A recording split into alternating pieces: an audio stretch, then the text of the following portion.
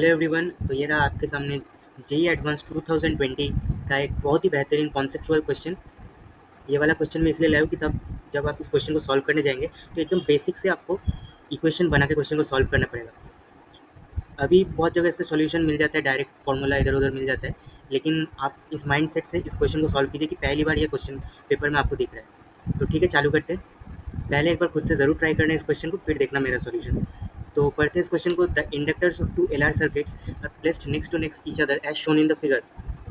The values of the self-inductance of the inductors, resistances, mutual inductance and applied voltages are specified in the given circuit.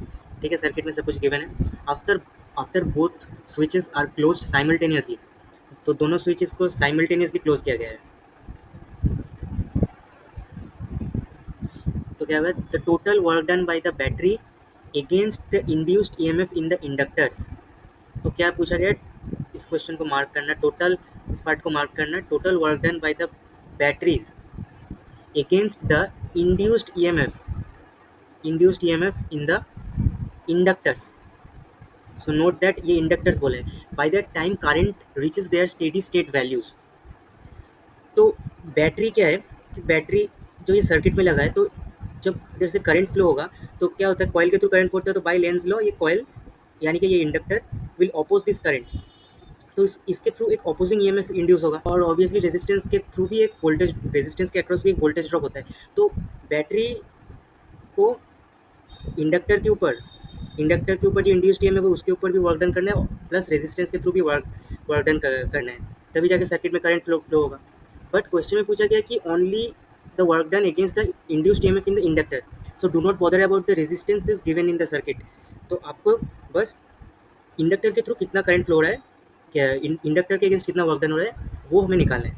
आप लोग जानते हैं कि inductor के across जो आपको याद होता है कि इस डेरिवेशन को रिकॉल करना पड़ेगा आपको, रिकॉल, तभी जाके आप इस क्वेश्चन को सॉल्व कर पाएंगे। जब ये कोई इंडक्टिव सर्किट होता है, प्योरली इंडक्टिव ही लेके चलते हैं, तो इंडक्टर में कुछ एनर्जी पहले से स्टोर्ड है, तो इसके अक्रॉस वोल्टेज ड्रॉप है। तो जब ये ये क्या करेगा, ये इंडक्टर करंट के थ्रू अपना एनर्जी लॉस करेगा एंड सर्किट में करंट फ्लो होगा। तो इसको पता है work done by the inductor क्या होता है, फॉर्मूला कैसे डिराइव करते हैं कि पावर लिखते हैं पहले। पावर क्या होता है, वोल्टेज अक्रॉस द इंडक्टर जो वी है, वी इंटू आई, ठीक है। और क्या होता है, एंड वी को हम लिख सकते हैं एल, तो एल जो इंडक्टेंस है, L D I by D T, I मान लो करंट फ्लो हो रहा है, फ्लक्स होता है एल आई, ठीक है, opposing flux. So E M F is equal to D phi by D T, rate of change of flux, L D I by D T. So वही E M F को हम इधर रखते हैं, L D I by D T into I, and power को लिखते हैं D W by D T. जिन लोगों को ये डेरिवेशन आता है ये पार्ट स्किप कर सकते हैं, आगे सॉल्यूशन देखिए। सो ये डी टी करता है, नाउ इंटीग्रेट करेंगे तो जीरो से स्टेडी स्टेट करंट तक जब आई पहुंचेगा, तो मान लो वर्क डन जीरो से कुछ कैपिटल डब्ल्यू वर्क डन है, तो वर्क डन बाई इंडक्टर आता है, ये होगा आई डी आई का इंटीग्रेशन क्या होगा, I square by two, zero to capital I. So work done by the inductor होता है half L I square. So ऐसे ये डिराइव होता है। अब इस क्वेश्चन के साथ क्यों रिलेटेड है, आप देखो। तो power dissipation across the inductor क्या लिखेंगे, ये सर्किट वन,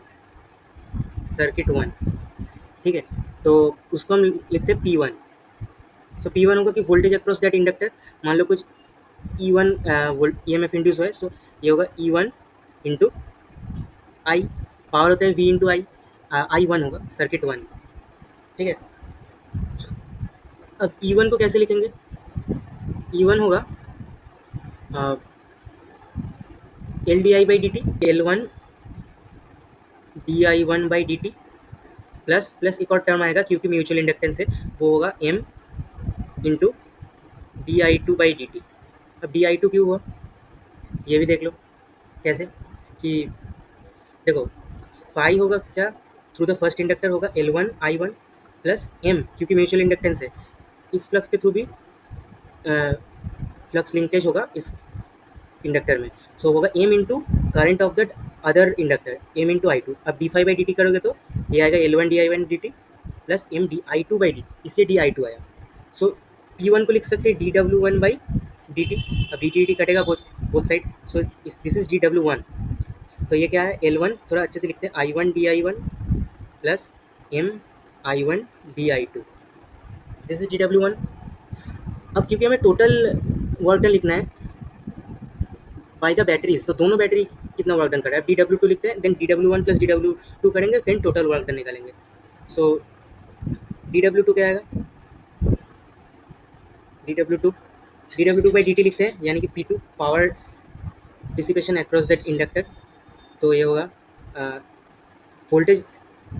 तो ऐसे अगर करंट फ्लो हो रहा है तो इसको अपोज करने के लिए एक अपोज करने के लिए इसके अक्रॉस कुछ वोल्टेज E2 मान लो डेवलप होता है, तो E2 विल बी, तो ये होगा E2 इंटू I2, क्योंकि VI होता है पावर लॉस। सो E2 क्या होगा, L2 di2 by dt plus M। अब देखो ये था flux linkage in the one inductor one. अब जब इंडक्टर टू के थ्रू हम फ्लक्स लिंकेज लिख रहे हैं फाई टू, ये होगा L2I2 प्लस MI1, क्योंकि अदर इंडक्टर इज दिस, क्योंकि म्यूचुअल इंडक्टेंस होता है दूसरे इंडक्टर के लिए, तो उसके थ्रू I1 करंट पास कर रहे हैं, सो MI1। अब डिफरेंशिएट करोगे तो ये आएगा MDI2 MDI1 by dt, sorry DI1 by dt into बाहर में I2 था, सो dt कटेगा। So dw2 is equal to L2 I2 di2 plus MI2 di1। ठीक है, अब एक बार नेक्स्ट पेज में अच्छे से लिख लेते हैं D1 and dw1 and dw2 को। ये था small work done due to small change in current, क्योंकि करंट ऑब्वियसली कांस्टेंट नहीं रहेगा, क्योंकि Lenz law, according to Lenz law inductor will oppose the current.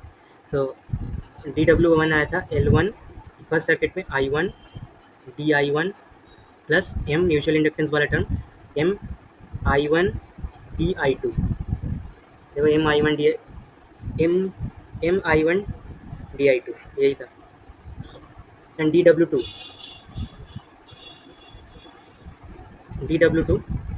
is L2 I2 di2 plus MI2 di1।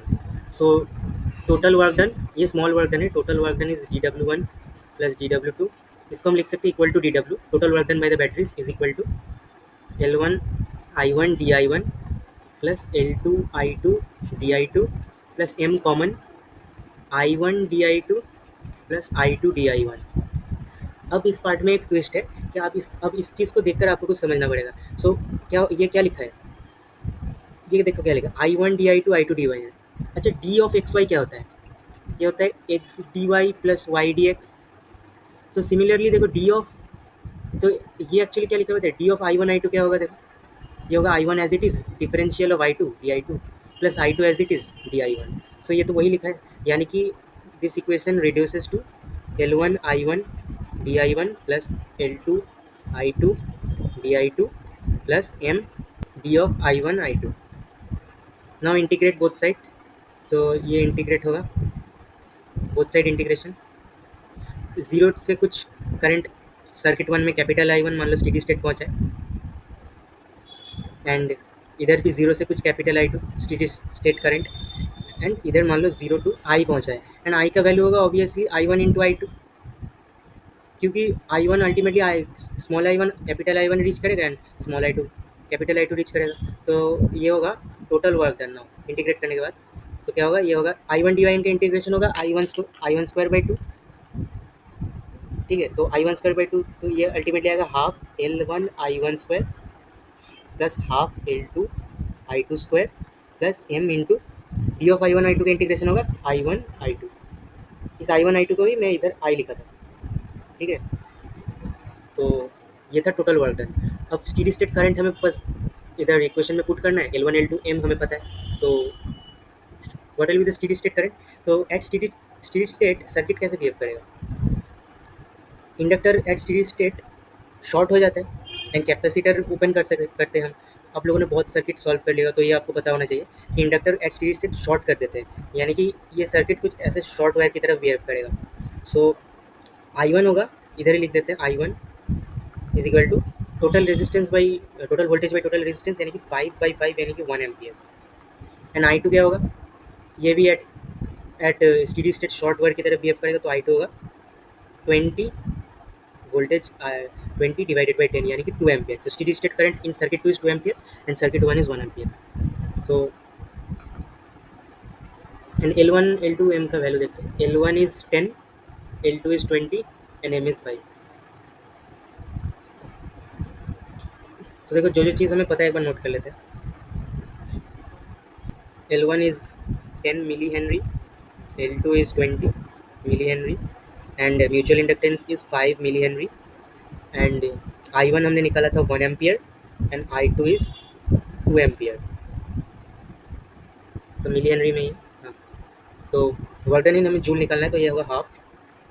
L1 is 10 milli henry divided by 1000 SI में convert कर लेते हैं अभी, into I1 square is 1 square plus half into, अच्छा milli joule पूछा गया, अच्छा milli joule, सो milli joule में हमें आंसर करना है, तो no need to bother about this dividing by 1000, इसको हम ज़रूरत नहीं है क्योंकि मिली जूल में ही आएगा सब कुछ, क्योंकि मिली में half into L1 is 10 into 1 square plus half into L2 is 20 milli henry into I2 square यानी कि 2 square plus mutual inductance 5 into I1 I2 यानी कि 1 इंटू 2। सो ये जो पूरा है ये work done is in milli joules. तो ये हो जाएगा 5 एंड ये 2 एक 2 कटेगा, सो 5 प्लस 40 45 प्लस 5 इंटू 2 10 यानी 55 milli joule. So total work done by the battery is coming out to be 55 millijoule, and ये था given data।